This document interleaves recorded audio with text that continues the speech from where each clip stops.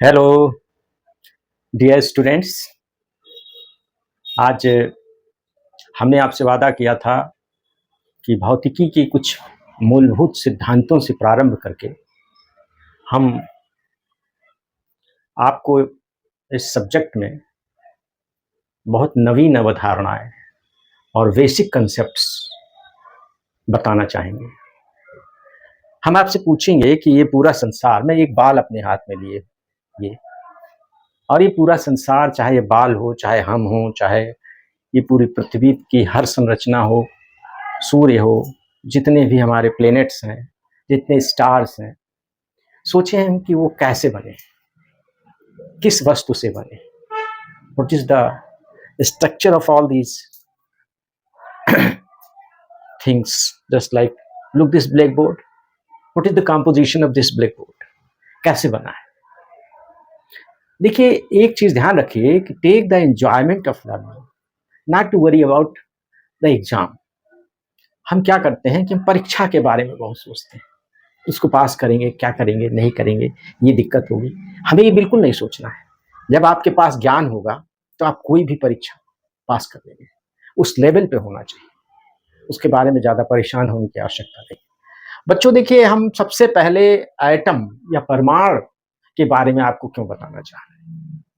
अगर आप पूरी दुनिया पे नज़र डालेंगे तो ये पाएंगे कि सब कुछ जितना भी संसार में है वो केवल और केवल एटम से बना हुआ है, परमाणुओं से बना हुआ है।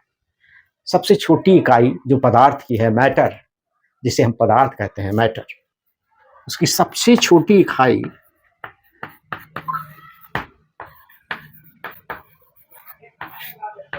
क्या हो सकती है। अगर किसी पदार्थ को हम तोड़ते जाएं, मान लीजिए इस चौक को हम तोड़ते जाएं, तोड़ते जाएं, तोड़ते जाएं, तो अल्टीमेटली हमें क्या मिलेगा। हर बच्चा, हर स्टूडेंट ये सोच सकता है कि हम सबसे जो सूक्ष्म है वो मिलेगा, उसे हम कहते हैं एटम, ATOM, जिसे काटा ना जा सके, कुछ कांट बी कट। एटम क्या है, जिसे हम हिंदी में परमाणु कहते हैं।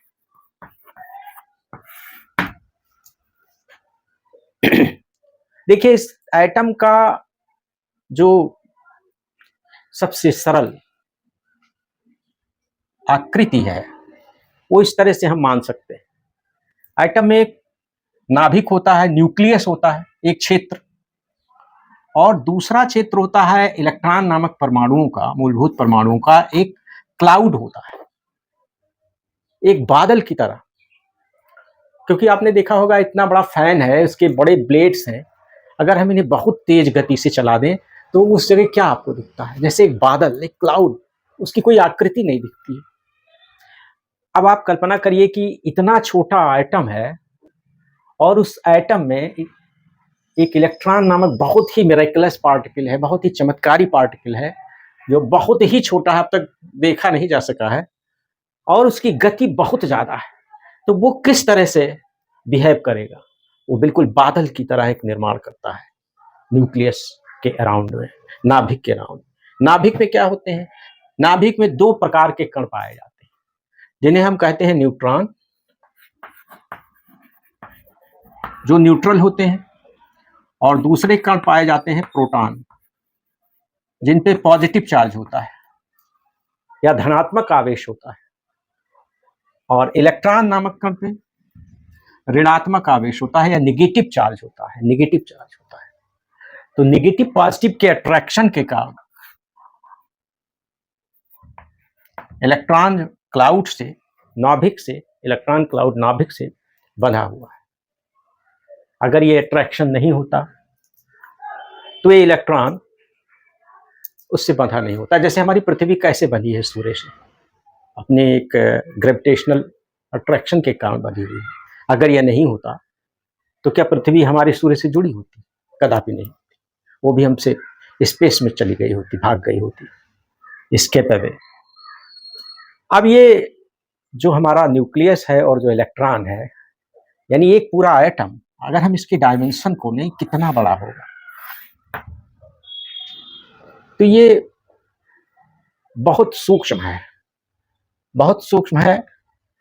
यानी इसका अंदाजा आप ऐसे लगा सकते हैं कि अगर एक मीटर को हम डिवाइड करें 1 2 3 4 5 6 7 8 9 10, तो ये कितना होगा? इसकी वैल्यू होगी 0.00000 1 2 3 4 5 6 7 8 9, इतना होगा, यानी अरबवें पार्ट से भी छोटा होगा 1 मीटर। इसको हम बहुत इजीली लिख सकते हैं कि 10 to the power -10 metre near about, इतना छोटा होता है। दैनिक जीवन में हम कैसे जान सकते हैं कितना छोटा हो सकता है? बच्चों, एक चीज जान लीजिए कि अगर हम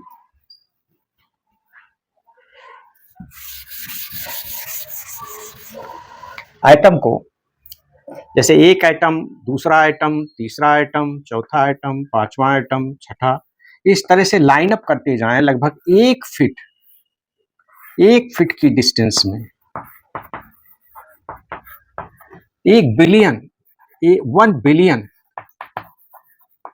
1 खरब इलेक्ट्रॉन एटम्स लाइन अप हो जाएंगे। इतना छोटा स्वरूप है, तो वहां पे ये एक एटम का साइज है। अब सबसे बड़ी बात है कि जो न्यूक्लियस के अंदर पार्टिकल हैं, जो कण हैं, इनको हम कहते हैं न्यूट्रॉन और प्रोटॉन कहते हैं, जिसमें हमने बताया कि ये पॉजिटिव चार्ज है और ये न्यूट्रल है। अभी हम इस संबंध में नहीं बात कर रहे हैं कि ये कैसे स्थिर है, हम केवल इतनी बात बता रहे हैं कि ये यहाँ पे संकेंद्रित है, एक जगह है, कोई आवरण नहीं है इनके ऊपर। इसको दर्शाने के लिए ऐसा दिखाया गया। अब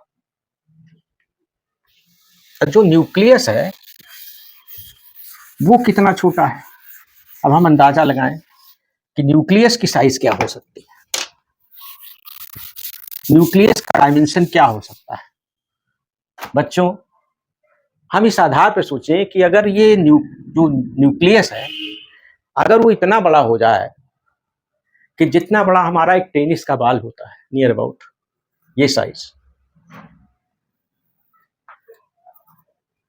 एक टेनिस के बॉल के साइज पे ये हो जाए, तो ये इलेक्ट्रॉन जो यहाँ पर इनका क्लाउड है, इनका डिस्टेंस कितना होगा?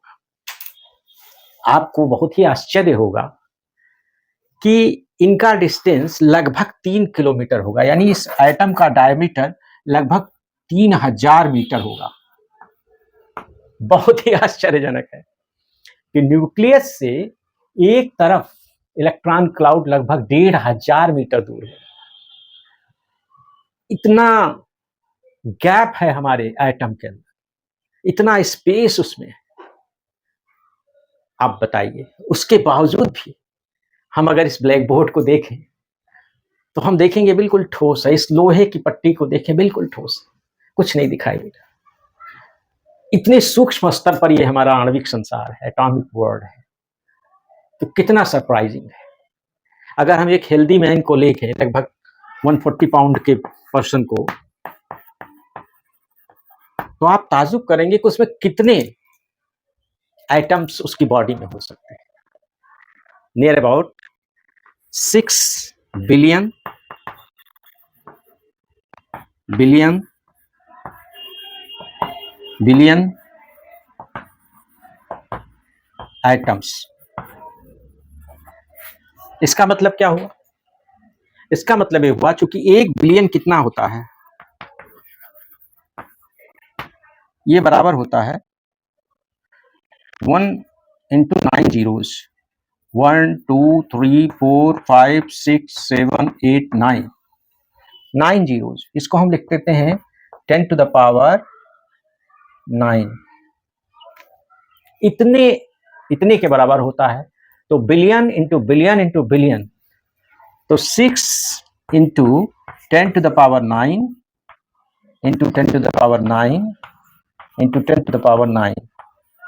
आप जानते हैं कि जब भी हम पावर सेम होता है, ये जुड़ जाते हैं, पावर बेस सेम होता है। ये हो जाएगा 6 इंटू 10 to the power 27 इतने atoms एक एवरेज पर्सन की बॉडी में हो सकते हैं। अब आप इमेजिन कर सकते हैं, कल्पना कर सकते हैं कि कितना छोटा है ये एटम, और उसकी तुलना में नाभिक कितना छोटा है। फिर उस नाभिक के अंदर जो पार्टिकल्स हैं, न्यूट्रॉन प्रोटॉन्स, उनका डायमेंशन क्या होगा। तो कितना विचित्र है ये संसार, और इसके अंदर कितना गैप, कितना रिक्त अवकाश है, ये भी आपको पता चल रहा है कि अगर ये एक न्यूक्लियस एक टेनिस बॉल के बराबर हम मान लें, तो उस दशा में इलेक्ट्रॉन इधर लगभग 1500 मीटर और इधर 1500 मीटर उनका क्लाउड दूर होगा। इवन देन इतना स्टेबल है एटम, कितना सरप्राइजिंग है, बताइए आप। बहुत ही सरप्राइजिंग है। यानी हमारे किसी भी पदार्थ में बहुत ही आकाश, बहुत ही स्पेस समाया हुआ है। हमारे रामचरितमानस में क्या कहा गया है कि छित जल पावक गगन समीरा, पंच तत्व यह अधम शरीरा। छित पृथ्वी, जल, जल तो आप जानते हैं वाटर, पावक मीन फायर अग्नि, गगन आकाश, समीरा वायु। यहां आकाश का रोल देखिए, जो स्पेस है इसके अंदर इतना स्पेस समाया हुआ है, और ये इससे एक स्टेबिलिटी प्रोवाइड कर रहा है। तो इसका जो बेसिक कंसेप्ट है वो हम यहां से समझ सकते हैं। अच्छा बच्चों, एक दूसरी स्थिति की बात करें कि अगर ये स्पेस बहुत कम हो जाए तो क्या होगा।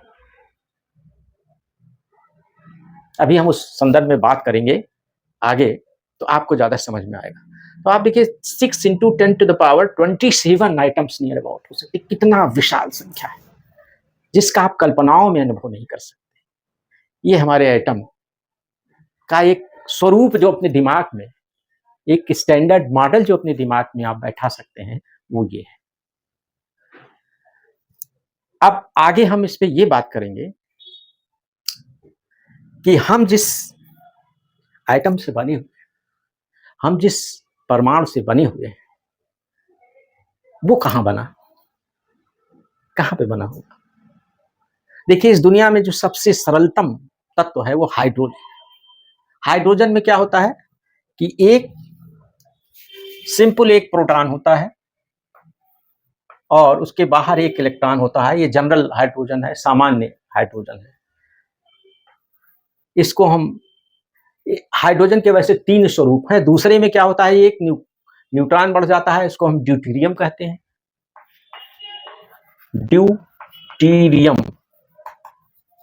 और जो तीसरा होता है उसमें एक प्रोटॉन और 2 न्यूट्रॉन हो जाते हैं और एक इलेक्ट्रॉन चक्कर लगाता है, इसे हम ट्राइटियम कहते हैं। तो ये इसके आइसोटोप्स कहलाते हैं। किसी भी एटम के वो स्वरूप, वो रूप जिसमें प्रोटॉन नंबर तो सेम रहता है लेकिन न्यूट्रॉन नंबर चेंज्ड होता है, उसको हम आइसोटोप्स कहते हैं। तो हाइड्रोजन की 3 आइसोटोप्स, एक नॉर्मल हाइड्रोजन, एक ड्यूटेरियम, एक ट्राइटियम। फिलहाल ये जो हाइड्रोजन है, आप ताज्जुब करेंगे कि संसार में अधिकतम जो ब्रह्मांड है वो हाइड्रोजन से बना है। नियर अबाउट 84% हाइड्रोजन से बना है। कितना आश्चर्यचकित। तो अब हम आते हैं कि ये जो एटम है ये कैसे स्टेबल है, किस तरह से इसमें बल लग रहे हैं और किस तरह ये आगे का स्ट्रक्चर क्रिएट कर रहा है। यानी एक एटम क्या एग्जिस्ट कर सकता है एज सच, और अगर नहीं कर सकता है तो फिर क्या होता है। जैसे हम अपने परिवार में होते हैं, हम अकेले कहाँ रह पाते हैं, हमें अपने माता पिता, भाई बहन, पत्नी, सब के साथ में अच्छा लगता है। एटलीस्ट आज के स्ट्रक्चर में तो हम कह सकते हैं कि जो छोटे छोटे परिवार बन रहे हैं, जो माता पिता को अलग भी कर दे हैं तो भी अपनी पत्नी बच्चों के साथ ही रहते हैं। अब इसका कॉम्बिनेशन हमें जो क्या देता है, इसी के कॉम्बिनेशन से जब 2 आइटम्स मिलते हैं, 2 या 2 से अधिक, तो जो स्ट्रक्चर बनता है उसे हम मॉलिक्यूल कहते हैं, या हिंदी में हम अणु कहते हैं। उसे हम क्या कहते हैं? Molecule. Molecule is the combination of two or more then two atoms. और ये मॉलिक्यूल क्यों बनते हैं? वही एटम्स कंबाइन। जैसे हम पानी की बात करते हैं, वाटर लें, तो आप सभी बच्चे जानते हैं कि वाटर को हम H2O कहते हैं। H2O का मतलब क्या हुआ?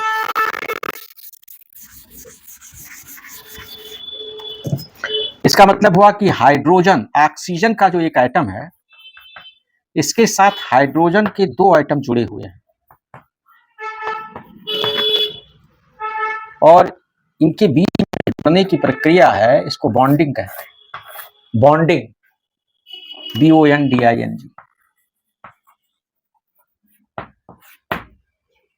अब बॉन्डिंग कैसे बनती है ये हम आगे बताएंगे, लेकिन ये जो पूरा स्ट्रक्चर बना, इसको हम एक अणु कहते हैं या मॉलिक्यूल कहते हैं। आज हम कल्पना नहीं कर सकते कि हमारा जीवन बिना इसके रह सकता है, क्योंकि मॉलिक्यूल हमारे जीवन में हर समय है। हम खुद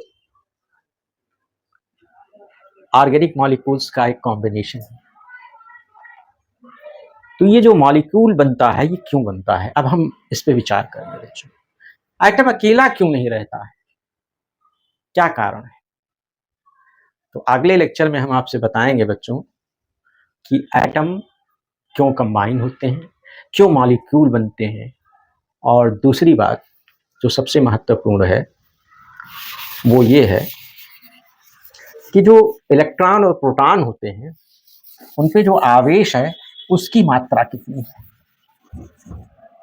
उसका जो मापन है, मेजरमेंट है जो किया गया, तो उसको इलेक्ट्रॉनिक चार्ज कहते हैं। उसकी वैल्यू होती है 1.6 इंटू 10⁻⁻19 कूलाम। कूलाम क्या है?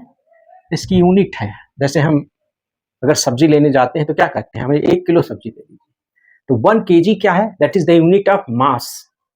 ऐसे ही coulomb is the unit of charge. आवेश को नापने के लिए हम कूलाम का यूनिट यूज करते हैं। तो ये देखिए 10⁻⁻19 कूलाम, यानी एक कूलाम को, आवेश को कितने से डिवाइड आप करेंगे? 1.6 इंटू 119 जीरोज आप लगा दीजिए इस तरह से। यानी कितना छोटा हो जाएगा, यानी 16 के बाद 18 जीरो लगेंगे, उससे 1 को डिवाइड करिएगा तो कितना छोटी राशि होगी। वो जो अमाउंट है, this is the amount of 1 electronic charge. इतना छोटा आवेश, और यही आवेश हमारे इलेक्ट्रॉन पे कितना है? -1.6 इंटू 10⁻⁻19 कूलाम, और जो प्रोटॉन पे है उसकी वैल्यू है +1.6 इंटू 10⁻⁻19 कूलाम। यानी जितना आवेश एक इलेक्ट्रॉन पे है उतना ही प्रोटॉन पे है, लेकिन दोनों का जो साइन है, जो नेचर है, वो अलग अलग है। आप जानते हैं कि दो अपोजिट चार्ज एक दूसरे को अट्रैक्ट करते हैं और दो सेम चार्ज रिपेल करते हैं, एक दूसरे को प्रतिकर्षित करते हैं और वो अट्रैक्ट करते हैं। यहां पे एक प्रश्न ये उठता है कि जो इलेक्ट्रॉन है उसका जो मास है और जो प्रोटॉन है उसका जो मास है, उसमें लगभग कितने गुने का अंतर है, कितना अंतर है। यानी एक जो प्रोटॉन है ये लगभग कितने इलेक्ट्रॉनों के मास के बराबर है? Near about 1836 electron. यानी एक प्रोटॉन लगभग इतना ही मास हमारे न्यूट्रॉन का भी है, थोड़ा सा अंतर है, न्यूट्रॉन थोड़ा सा ज्यादा है, बहुत सिंपल। तो लगभग 1836 इलेक्ट्रॉन्स के मास के बराबर प्रोटॉन का या न्यूट्रॉन का मास होता है।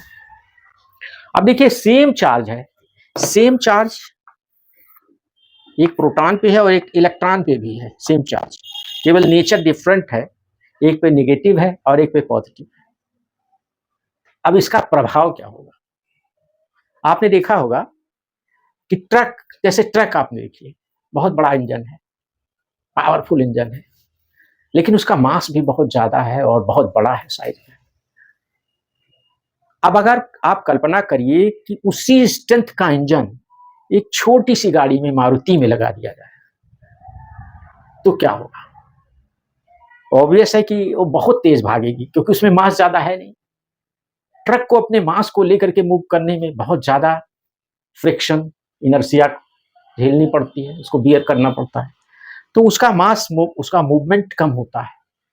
लेकिन जो मारुति या छोटी गाड़ियां होंगी, अगर इतना पावरफुल इंजन लगा दिया जाए तो उनकी स्पीड बहुत ज्यादा हो जाएगी। बिल्कुल यही चीज यहाँ एटम में होता है। वैसे तो एटम में प्रोटॉन न्यूक्लियस के अंदर है, वो लगभग स्टेबल है, बाद में हम बताएंगे कि क्या मूवमेंट हो सकता है।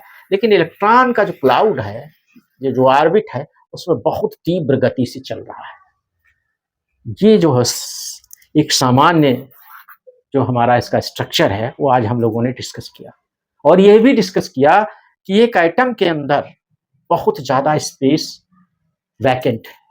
अब आप यहां कल्पना करिए कि जब, जैसे एक ऑक्सीजन का न्यूक्लियस है और एक हाइड्रोजन का है, एक हाइड्रोजन का है, और यहाँ इसके इलेक्ट्रॉन है, यहाँ इसके इलेक्ट्रॉन है, यहाँ इसके इलेक्ट्रॉन काउंट है, ये ओवरलैप करते हैं, बॉन्डिंग होती है, तो भी न्यूक्लियस के बीच में बहुत ज्यादा डिस्टेंस होता है।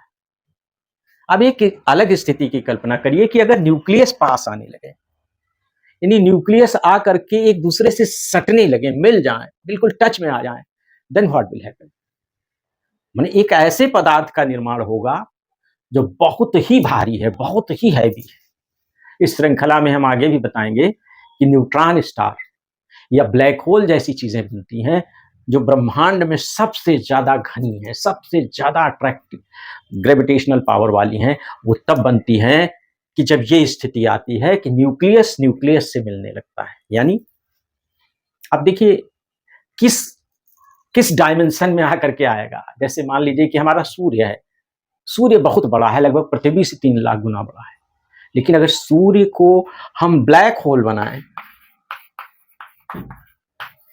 यस, ब्लैक होल जब बनेगा सूर्य हमारा, तो कितने में सिमट जाएगा? आप ताज्जुब करेंगे कि ये लगभग 1 किलोमीटर के रेडियस डायमीटर में आ जाएगा। 1 किलोमीटर।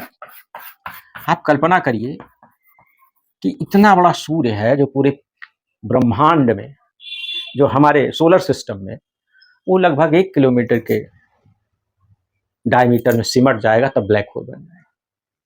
तो पदार्थ कितना घनीभूत हो सकता है, पदार्थ कितना ज्यादा कॉन्ट्रैक्ट कर सकता है, कितना सिकुड़ सकता है, इसकी परिकल्पना आप कर सकते हैं। कितना इंटरेस्टिंग है, कितना रोचक है। हम इस ज्ञान के बारे में, इसका एंजॉयमेंट लेने के बारे में कभी बात ही नहीं करते, बस हम शुरू कर देते हैं, केमिस्ट्री शुरू कर देंगे, बनना शुरू हो गया, बॉन्डिंग हो गई, और अरे एंजॉयमेंट इसका क्या है? कितना स्ट्रेंज है। आप ताजुब करेंगे कि एक एटम का जो न्यूक्लियस है, जो पॉजिटिव, उसमें न्यूट्रॉन भी है, एक एटम का जो न्यूक्लियस है, अगर हम सिंपलेस्ट एटम लें, हाइड्रोजन मान लीजिए, उसमें एक ही प्रोटॉन है और एक ही इलेक्ट्रॉन है, इसका क्लाउड है। आप ताजुब करेंगे कि किसी एटम का जो टोटल मास है, उसका 99.987% मास न्यूक्लियस में होता है। यानी इलेक्ट्रॉनों का मास लगभग नेग्लिजिबल होता है। और अगर हम अपने सोलर सिस्टम से इसकी तुलना करें बच्चों, जो हमारा सोलर सिस्टम है, वहां भी बड़ी स्ट्रेंज चीजें मिलेंगी। अगर सूर्य है हमारा और इसके चारों तरफ आप जानते हैं कि 9 प्लैनेट्स रिवॉल्व करते हैं, 9 ग्रह जिसको हम कहते हैं, जिसमें आप बुध और फिर शुक्र, मरकरी, वीनस, फिर तीसरे नंबर पे अर्थ है, फिर मार्स है, एंड इस तरह से आगे 9 प्लैनेट्स हैं। तो जो सन है, इसका जो मास है कितना है? पूरे प्लेनेट सोलर सिस्टम के मास का लगभग 99% मास सन में सम्मिलित है। देखिए ना कितनी स्ट्रेंज विचित्र समानता है। संसार का सबसे छोटा कण पार्ट पदार्थ का, उसमें जो चीजें लगभग हैं, लगभग वही चीजें इतनी विशाल स्ट्रक्चर, इतने बिग स्ट्रक्चर में भी समाहित है। भगवान को कैसे आप नहीं मानेंगे? कोई तो है इसका निर्माता कि जो इतना ज्यादा सिमिलरिटी एक एक कण में समाई हुई है, बड़े से बड़े में, सूक्ष्म से सूक्ष्म में, और दीर्घ से दीर्घ में, यानी macro level to macro level you will get a similarity.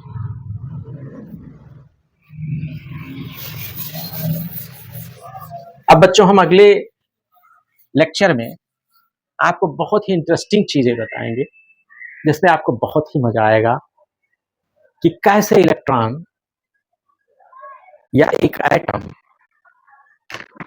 बनता है, वो कैसे न्यूक्लियस बंधा रहता है। आप जान रहे हैं कि प्रोटॉन और प्रोटॉन में रिपल्सन होता है, फिर भी ये प्रोटॉन प्रोटॉन बंधे हुए हैं। अब हाइड्रोजन में एक प्रोटॉन है, हीलियम में 2 प्रोटॉन है, लिथियम में 3 प्रोटॉन है। इस तरह आप बढ़ते बढ़ते जाएंगे, यूरेनियम पे पहुंचेंगे तो 92 प्रोटॉन। इतना बड़ा स्ट्रक्चर है।